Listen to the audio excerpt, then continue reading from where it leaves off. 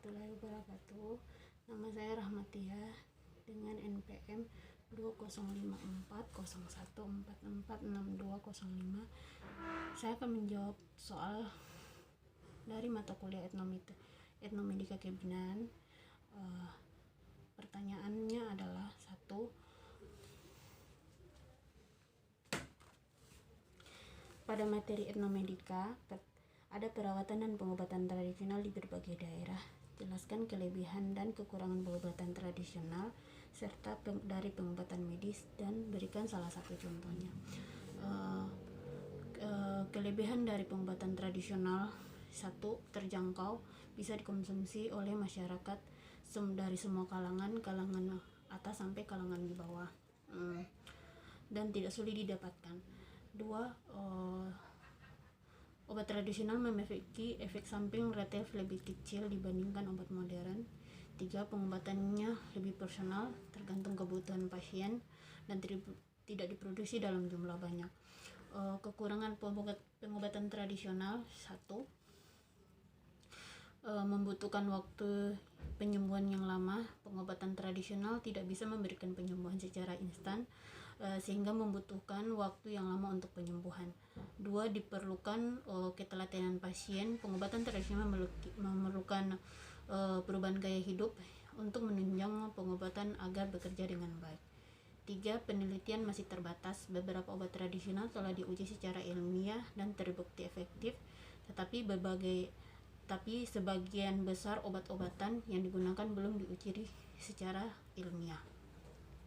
Kelebihan obat medis itu: 1. Obat medis telah diuji secara klinis sebelum diedarkan dan dijual bebas ke masyarakat dan berefek lebih cepat bagi penyembuhan. Menurut saya, pengobatan tradisional maupun pengobatan modern tergantung masing-masing orang itu sendiri, karena masing-masing pengobatan memiliki kekurangan dan kelebihannya masing-masing.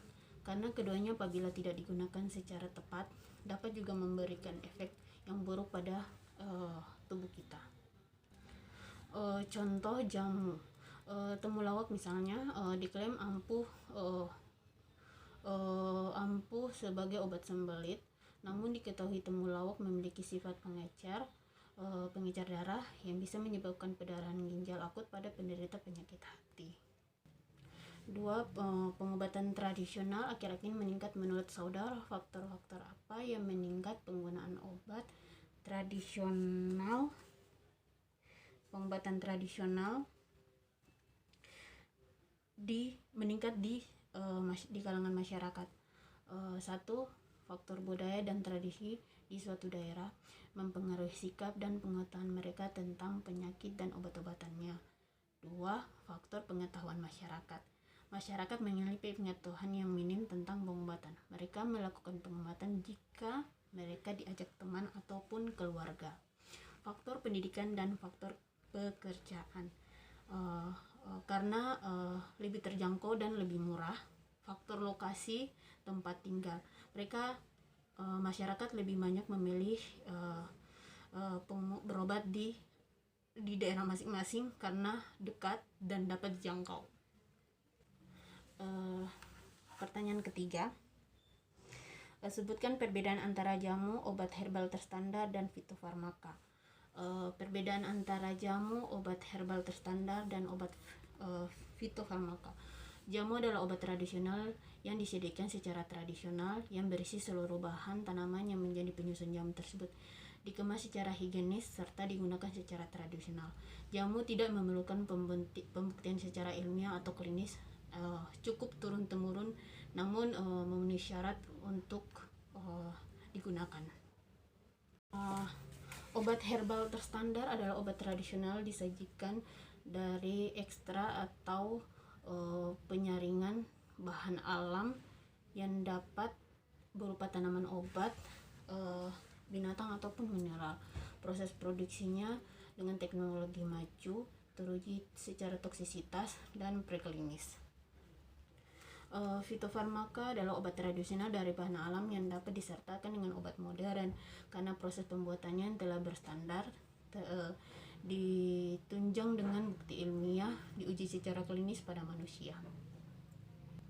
Lanjut pertanyaan keempat. Obat tradisional Eropa dikenal sebagai pengobatan menggunakan larva. Apa efek samping dari pengobatan tersebut? 2. Bagaimana bentuk dari pengobatan tersebut? Saya akan menjawab bagaimana bentuk dari pengobatan menggunakan larva.